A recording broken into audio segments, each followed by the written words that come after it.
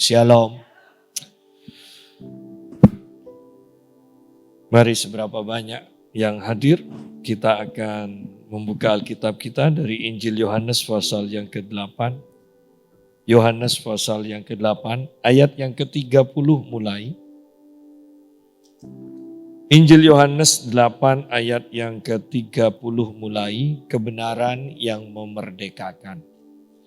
Setelah Yesus mengatakan semuanya itu, banyak orang percaya kepadanya.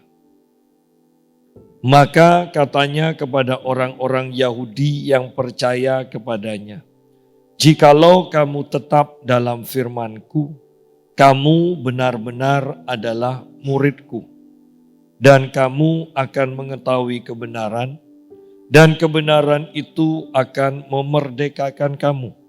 Jawab mereka, "Kami adalah keturunan Abraham dan tidak pernah menjadi hamba siapapun. Bagaimana engkau dapat berkata kamu akan merdeka?" Kata Yesus kepada mereka, "Aku berkata kepadamu sesungguhnya setiap orang yang berbuat dosa adalah hamba dosa. Dan hamba tidak tetap tinggal dalam rumah, tetapi anak tetap tinggal dalam rumah. Jadi apabila anak itu memerdekakan kamu, kamu pun benar-benar merdeka." Nah, kalau kita perhatikan kehidupan kita atau di sekeliling kita, bukankah kita semua menyadari bahwa setiap orang itu melakukan dosa dan menjadi hamba dosa? Dan setiap orang menginginkan kebebasan, bebas dari dosa ini, menjadi orang yang dimerdekakan. Sehingga kita melihat banyak orang atau hampir semuanya itu bergumul untuk mengatasi dosanya dengan cara beribadah menurut keyakinannya masing-masing. Semuanya berusaha untuk tidak berdosa, tetapi gagal. Ada yang sampai berpuasa, tujuannya apa? Supaya bebas dari dosa. Tetapi setelah berpuasa, selesai berpuasa, melakukan dosa lagi. Artinya, tidak ada seorang pun yang dengan usahanya sendiri untuk melepaskan diri dari dosa, berhasil memerdekakan dirinya dari dosa. Tidak ada. Bahkan lucunya di tengah-tengah mereka berdoa, mereka berpuasa. Di tengah-tengah kita berdoa, kita berpuasa, kita pun bisa melakukan dosa. Artinya tidak mudah atau bahkan saya katakan mustahil untuk hidup bebas dari dosa. Mustahil. Ya. Umat Muslim sekarang puasa yang terakhir kemungkinan. Besok mereka sudah merayakan hari raya. Dan Anda sering mendengar kata nantinya maaf lahir batin dan kemudian mengatakan 00 ya sekarang. 00. Sekarang 00. Tidak tahu nantinya atau besoknya mulai lagi. Ya. Nah, sama dengan bangsa Israel. Bangsa Israel setiap tahun imam besar juga masuk ke ruang Maha Kudus untuk mendamaikan kita dengan Allah. Tetapi ingat, Alkitab juga mengatakan itu bukan menghapus dosa, tetapi justru mengingatkan kita bahwa kita ini orang berdosa. Kalau mengingatkan kita bahwa kita orang berdosa, maka otomatis kita akan melakukan dosa lagi karena kita orang berdosa. Ya. Tetapi pada intinya saya mengatakan semua umat manusia beragama apapun menginginkan atau menyadari bahwa dirinya orang berdosa dan menginginkan dirinya bebas dari dosa. Di lubuk hati yang terdalam, bahkan orang ateis pun mengerti bahwa sebenarnya ada kehidupan setelah kematian. Dan kehidupan itu ditentukan, surga ditentukan, tempat yang enak lah kalau bukan orang beragama mengatakan tempat yang enak ditentukan melalui kehidupan kita sekarang. Ya. Bahkan orang ateis, tokoh-tokoh ateis pun, ya, ketika mereka hidup mengatakan tidak ada Tuhan. Tetapi anehnya ketika mereka mau mati, menjelang kematian mereka, mereka berteriak-teriak, mereka minta ampun, mereka minta diselamatkan kepada Tuhan yang mereka tidak pernah akui selama mereka hidup. Ya. Artinya sebenarnya seseorang yang mengatakan tidak ada Tuhan, di dalam hatinya pun sebenarnya kalau mereka mau jujur, mereka sadar bahwa ada Tuhan yang mungkin mereka tidak kenal. Ya. Oleh karena itu, di tengah-tengah usaha manusia untuk membebaskan diri dari semua dosa dengan berbagai cara, dan kita tahu itu adalah mustahil. Yesus di sini mengatakan kepada kita, apabila anak itu memerdekakan kamu, kamu pun benar-benar merdeka. Kamu baru benar-benar merdeka kalau anak, yaitu Yesus, yang memerdekakan. Segala usaha dari manusia untuk memerdekakan dirinya itu tidak mungkin dan mustahil. Mari kita lihat sekarang. Setelah Yesus mengatakan semuanya itu, banyak orang percaya kepadanya, percaya kepada Yesus. Maka katanya kepada orang-orang Yahudi yang percaya kepadanya. Ingat, ini kepada orang Yahudi yang percaya kepada Yesus, bukan orang yang tidak percaya. Mereka sudah mengikut Yesus, mereka diajar oleh Yesus dan mereka percaya. Dan kepada orang Yahudi yang percaya ini, Yesus berkata, jikalau kamu tetap dalam firman-Ku, kamu benar-benar adalah murid-Ku. Jadi tidak cukup hanya menjadi orang yang percaya, tetapi selanjutnya ada tingkat selanjutnya, yaitu kita menjadi murid.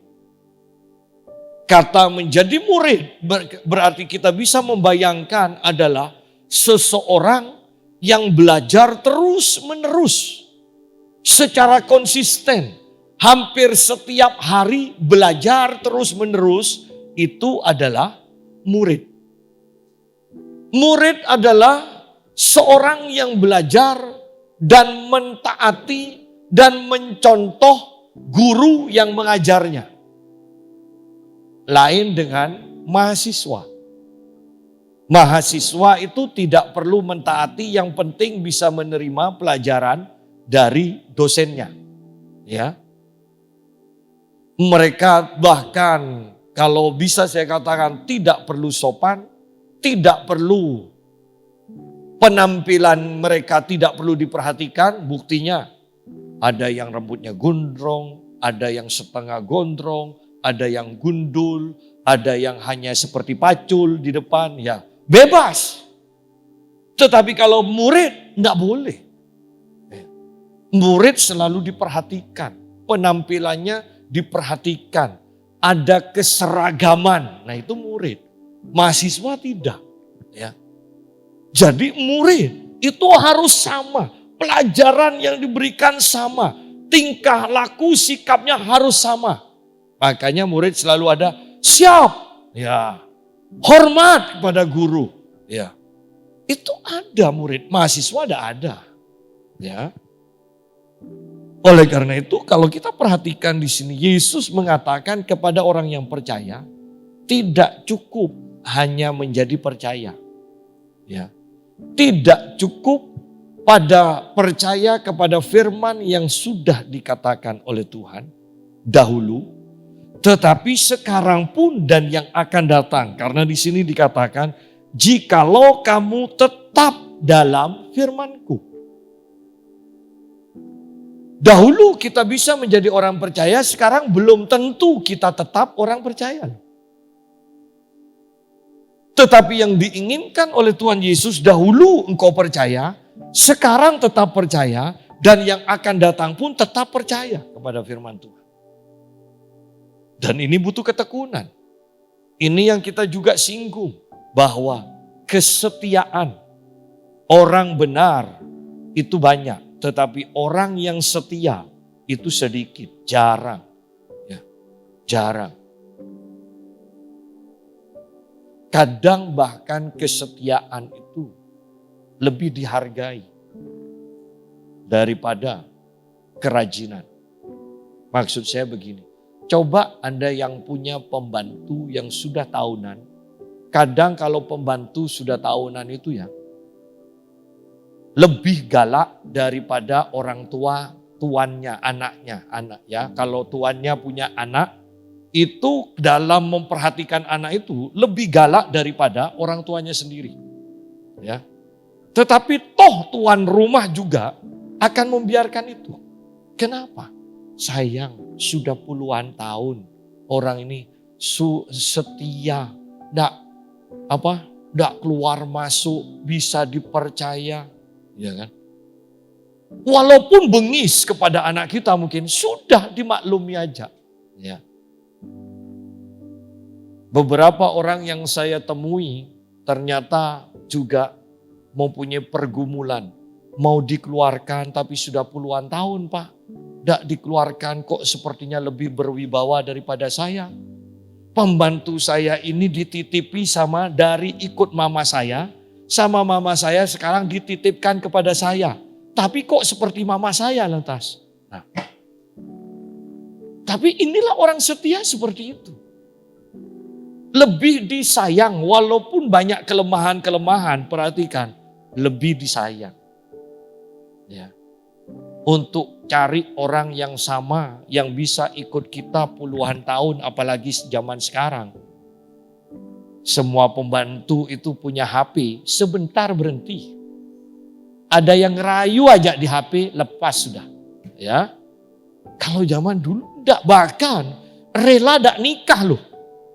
Ya, bukankah itu luar biasa? Nah, yang diinginkan oleh Tuhan terhadap orang percaya, yang percaya kepada Dia, adalah orang yang tetap dalam firman-Nya. Bertahun-tahun tetap dalam firman-Nya, bahkan sampai mati tetap dalam firman Tuhan. Baru itu bisa dikatakan sebagai murid. Orang percaya banyak, tetapi saya tekankan orang percaya datang dan pergi, datang dan pergi. Tetapi murid tetap di dalam firman. Tetap bertumbuh di dalam firman, terus mengandalkan firman. Jikalau kamu tetap dalam firman-Ku, kamu benar-benar adalah murid-Ku. Bukan hanya sekedar murid, di sini Yesus menekankan benar-benar murid-Ku. Ya.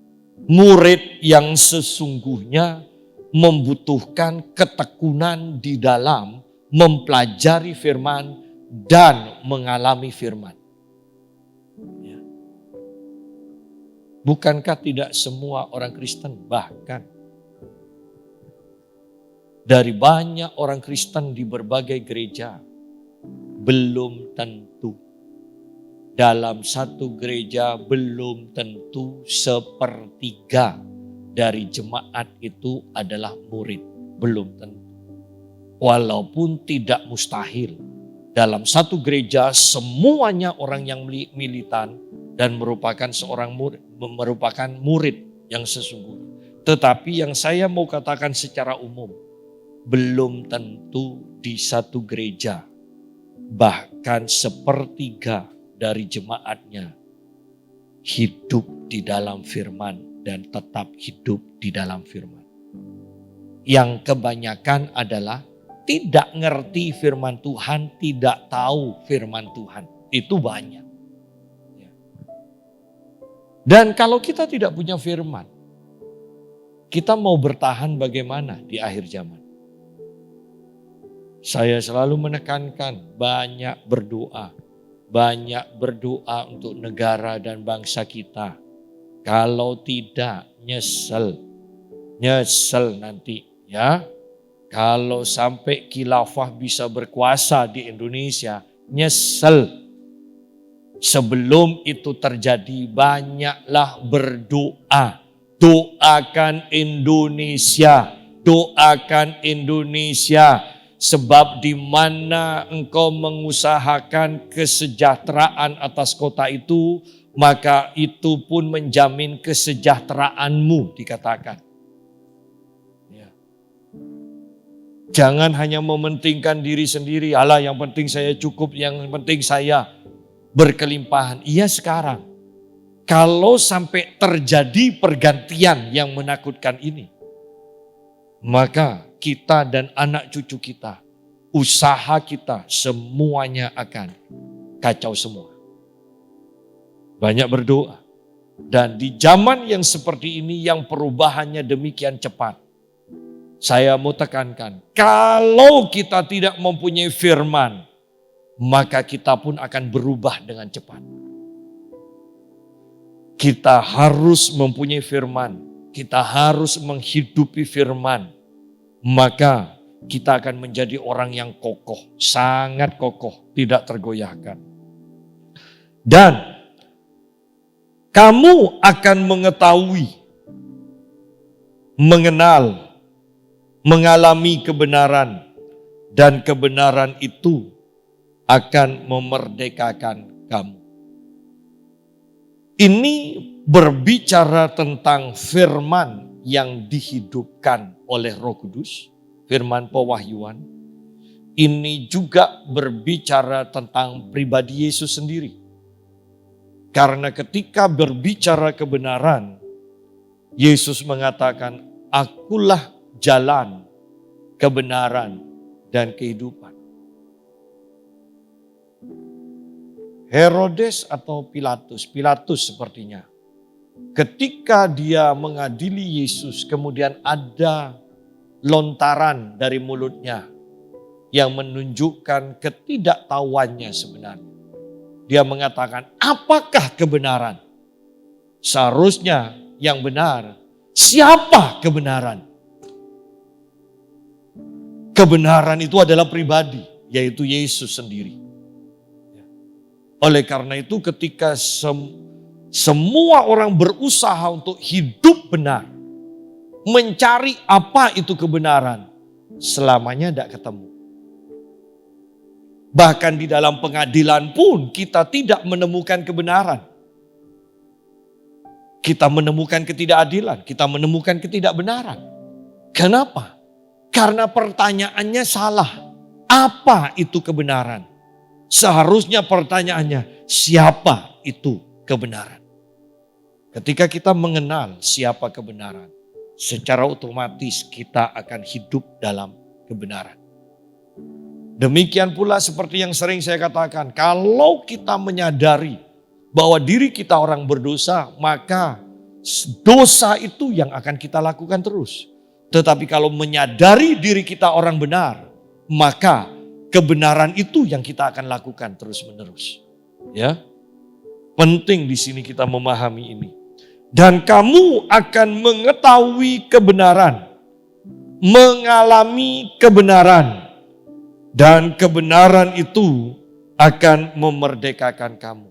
Kamu akan mengetahui kebenaran, kebenaran itu akan memerdekakan kamu. Bagaimana kita mengetahui kebenaran kalau tidak pernah diajar? Kebenaran itu siapa? Kebenaran itu yang bagaimana?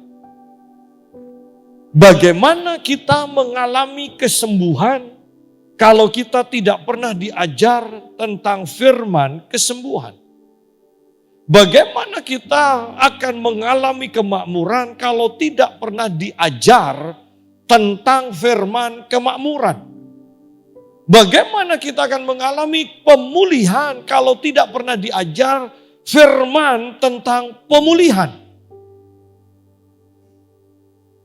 Karena di sini dikatakan kamu akan mengetahui kebenaran. Kalau kamu mengetahui kebenaran, maka kebenaran itu yang akan memerdekakan kamu. Kalau kamu mengetahui kebenaran tentang kesembuhan, maka kebenaran tentang kesembuhan ini yang akan memerdekakan kamu dari penyakitmu. Kalau kamu mengetahui kebenaran tentang kemakmuran, maka kebenaran kemakmuran ini akan memerdekakan kamu dari kekuranganmu. Kebenaran dari firman itu penting untuk kita ketahui. Dan harus ada yang mengajarkannya. Ketika kita hanya diajar kebenaran penderitaan, maka kita akan berbangga dalam penderitaan. Ada yang mengajarkan kebenaran kemiskinan dan mereka bangga dengan hidup dalam kemiskinan sampai-sampai tidak berani hidup dalam kemakmuran. Bahwa kebenaran itu memerdekakan kita. Kalau kita tidak mengetahui kebenaran, maka kita tidak akan dimerdekakan. Ya. Ayat 33, jawab mereka. Kami adalah keturunan Abraham dan tidak pernah menjadi hamba siapapun. Bagaimana engkau dapat berkata, kamu akan merdeka? Ya. Perhatikan di sini bahwa mereka adalah orang percaya, orang Yahudi yang percaya. Tetapi mereka belum menjadi murid. Mereka orang Yahudi yang percaya. Sidang jemaat, murid itu bisa menerima semua pengajaran dari gurunya. Tetapi mereka masih orang percaya, belum sampai ke dalam taraf murid. Nah, ketika Yesus mengajar tentang kemerdekaan, padahal yang dimaksud Yesus tentang kemerdekaan sebagai manusia rohani. Ya. Tetapi mereka mendengar kata merdeka, mereka langsung sepertinya firman itu diarahkan kepada mereka bahwa mereka orang yang terjajah. Sehingga mereka kemudian menyatakan begini, kami adalah keturunan Abraham dan tidak pernah menjadi hamba siapapun juga. Bagaimana engkau dapat berkata kamu akan merdeka? Sederhananya, ayat 33 ini menggambarkan orang Yahudi yang percaya ketika firman itu kena kepada dia, orang itu tersinggung. Ya kan? Orang itu tersinggung. Orang percaya belum sampai dalam taraf murid. Sama seperti ini kok. Orang Yahudi yang percaya ini. Tersinggungan ketika kena firman. Tersinggungan. Nanti mereka akan cari juga orang-orang yang tersinggung. Dan mereka akan bahas ketersinggungan mereka. Ya. Lihat di sini. Loh, orang Yesus berbicara firman yang memerdekakan. Mereka berbicara tentang keadaan jasmani. Bahwa mereka keturunan Abraham dan tidak pernah menjadi hamba. Padahal, lihat di sini. Ketika mereka tidak mengenal kebenaran, maka mereka hidup di dalam penipuan kepada diri sendiri. Mereka katakan kami adalah keturunan Abraham dan tidak pernah menjadi hamba siapapun juga. Padahal pada waktu mereka mengatakan seperti itu, orang Yahudi secara jasmani ada di dalam jajahan Romawi. Bangsa Roma. Tetapi lihat orang yang sudah terbiasa menipu diri sendiri sekarang pun kelihatan. Mereka tidak terbuka pada firman dan mereka juga menipu pada dirinya sendiri. Mereka katakan, kami tidak pernah menjadi hamba. Loh, padahal mereka sedang dijajah pada waktu itu. Mereka dijajah. Berapa banyak orang-orang percaya ketika kena firman, bukannya mereka bertobat, mereka menyangkal kebenaran itu, mereka bahkan berdebat dengan orang yang menyampaikan kebenaran. Bahkan mereka menyalahkan orang yang menyampaikan kebenaran. Saya mau katakan, tidak usah minder. Anda sama dengan orang Yahudi. Ya kan? Bahwa ini berbicara kesombongan. Orang Yahudi itu hanya satu saja kelemahannya. Mereka itu sombong. Mereka merasa orang pilihan Allah. Mereka orang yang paling istimewa. Itu kelemahan orang Yahudi. Ya. Mereka mengakui sebagai keturunan Abraham. Wah, ini penting loh.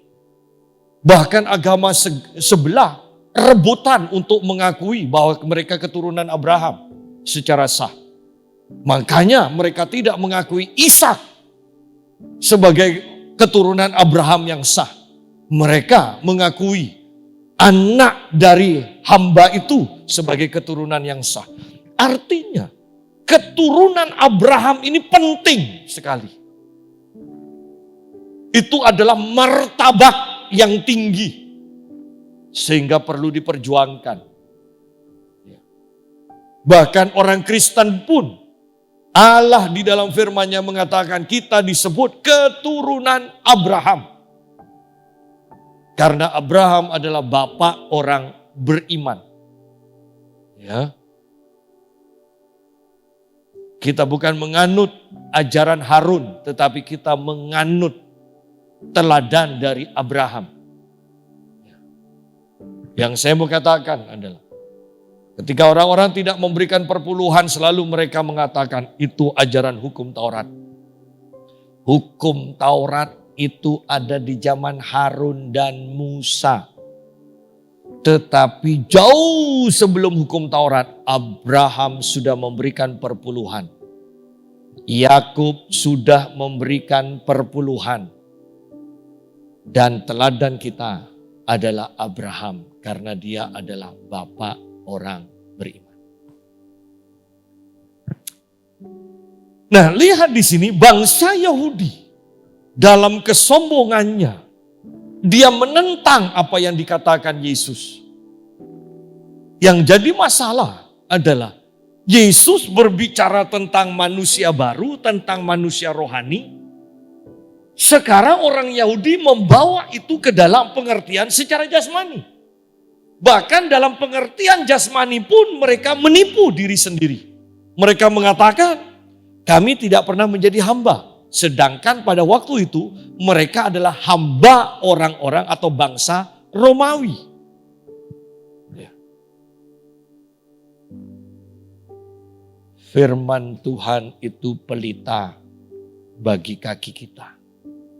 Artinya, hanya firman yang mampu menerangi apa yang tersembunyi di dalam diri kita. Hanya firman. Oleh karena itu seringkali ketika kita mendengarkan firman, kita merasa kena. Sesuatu yang tidak pernah kita sadari dalam hidup kita. Ketika firman disampaikan, baru kita tahu. Tetapi yang jadi masalah setelah tahu, respon kita benar atau tidak. Orang Yahudi yang percaya ini, responnya salah.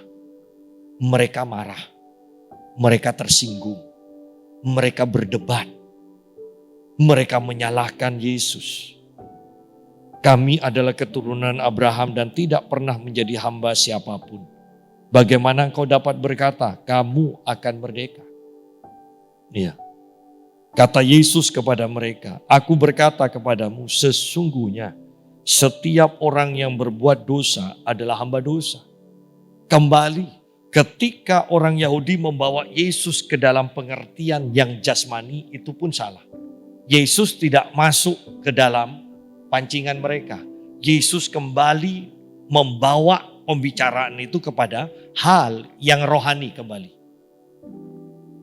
Yesus katakan, aku berkata kepadamu sesungguhnya setiap orang yang berbuat dosa adalah hamba dosa.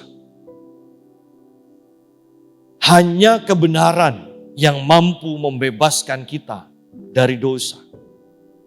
Hanya kebenaran yang mampu membuat kita bertobat. Kalau kita perhatikan perdebatan ini panjang.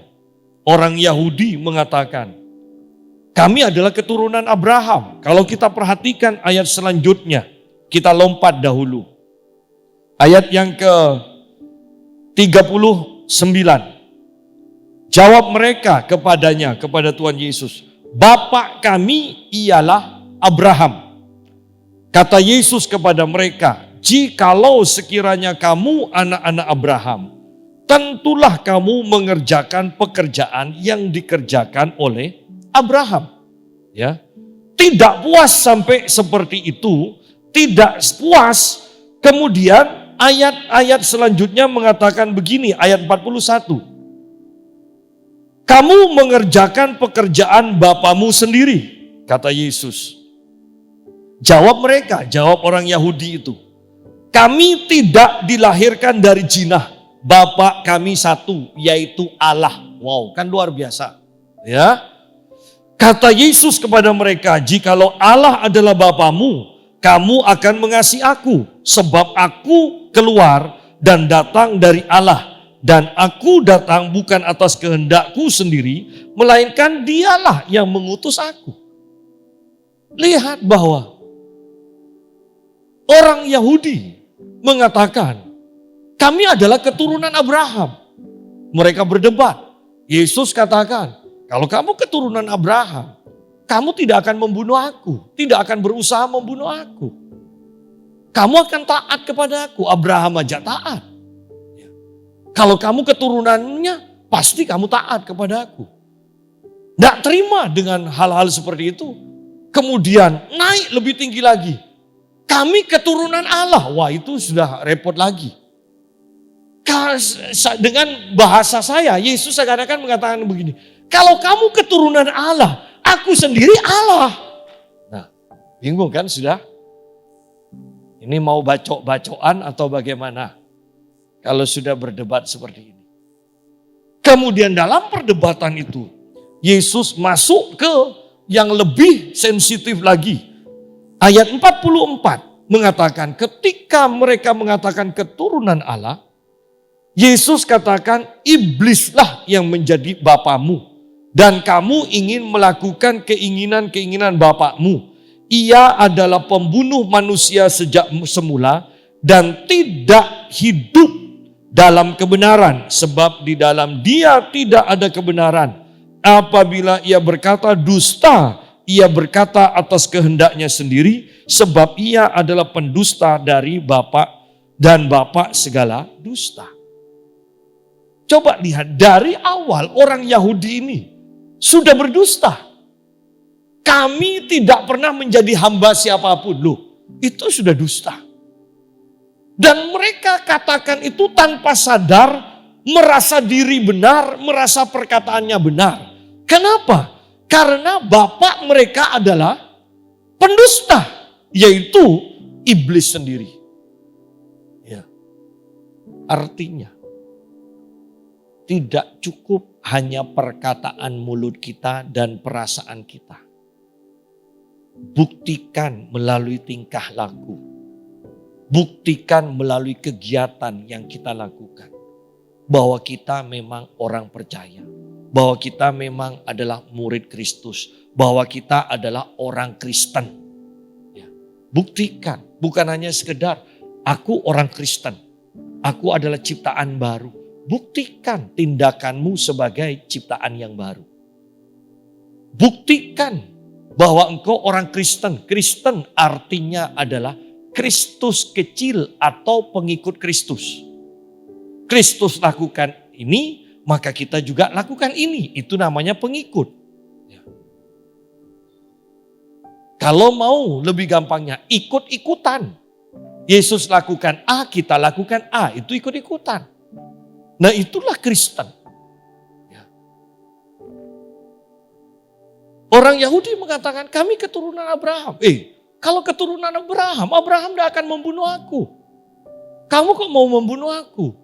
Engkau mengaku dengan mulutmu, tetapi tindakanmu tidak sesuai. Kami adalah keturunan Allah. Kalau engkau keturunan Allah, aku ini adalah Allah. Kenapa engkau tidak kenal? Kalau engkau memang keturunan Allah, masa tidak kenal ke Allah?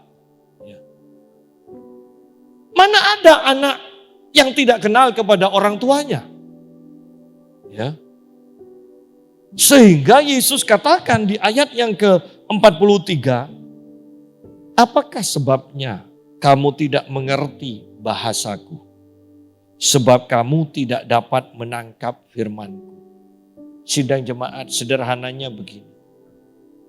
Tanpa kita hidup dalam firman, tanpa kita mengerti firman Tuhan, maka kita tidak akan pernah mengerti bahasa Tuhan. Kita tidak akan mengerti maksud hati Tuhan. Kita tidak akan pernah tahu rencana Tuhan atas hidup kita. Itu pentingnya firman. Bahwa selama kita tidak menselaraskan diri kita, pikiran kita dengan firman Tuhan, maka selamanya kita akan berjalan, kita akan merencanakan dan melakukannya sesuai dengan keinginan kita sendiri. Dan keinginan Tuhan serta keinginan kita tidak pernah bisa bersatu. Karena kita harus memilih keinginan roh atau keinginan daging.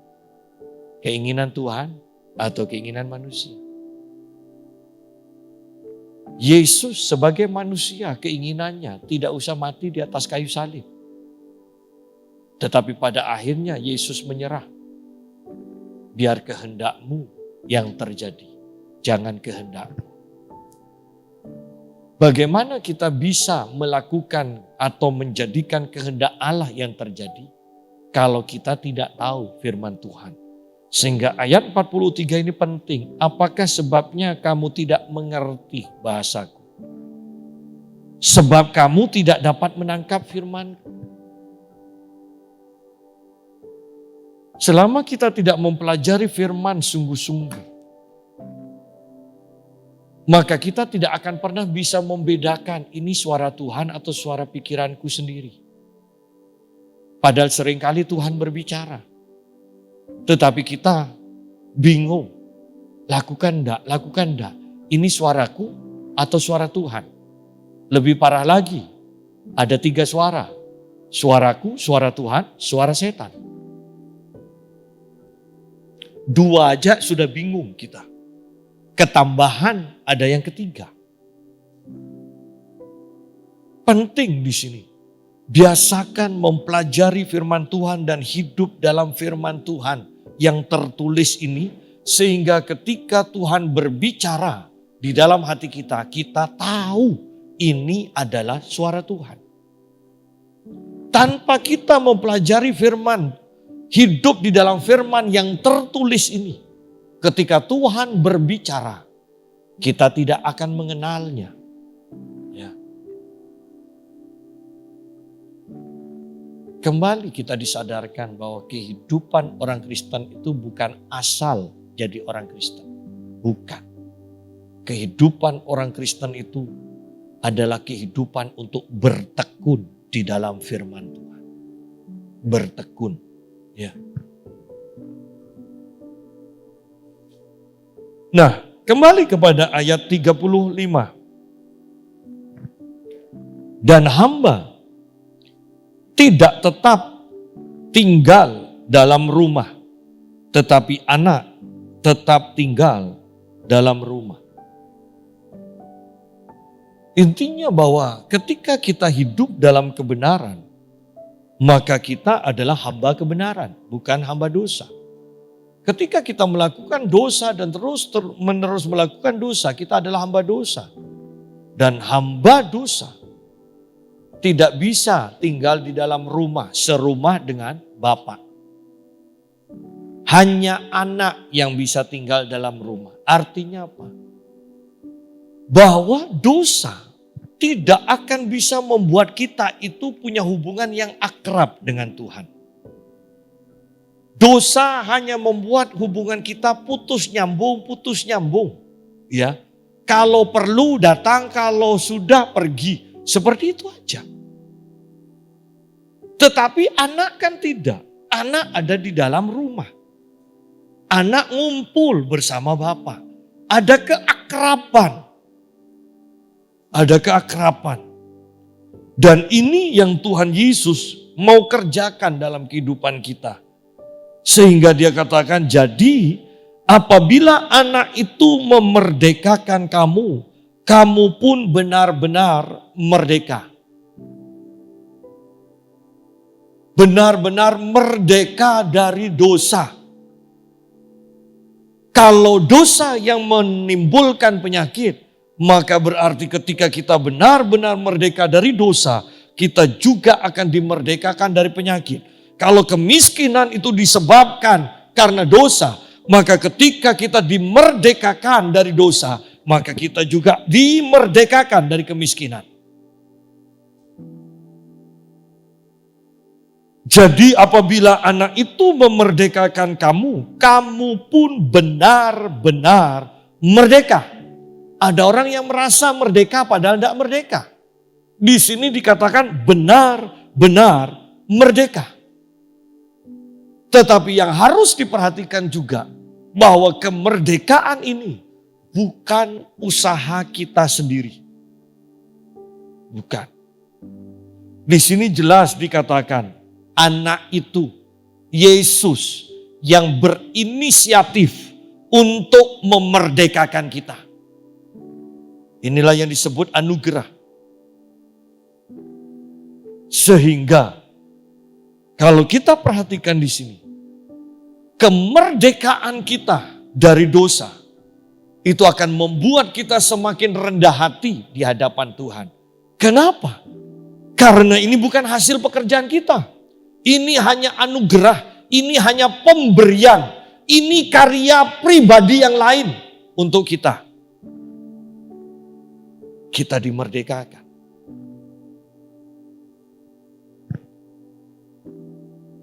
Jadi apabila anak itu memerdekakan kamu, kamu pun benar-benar merdeka.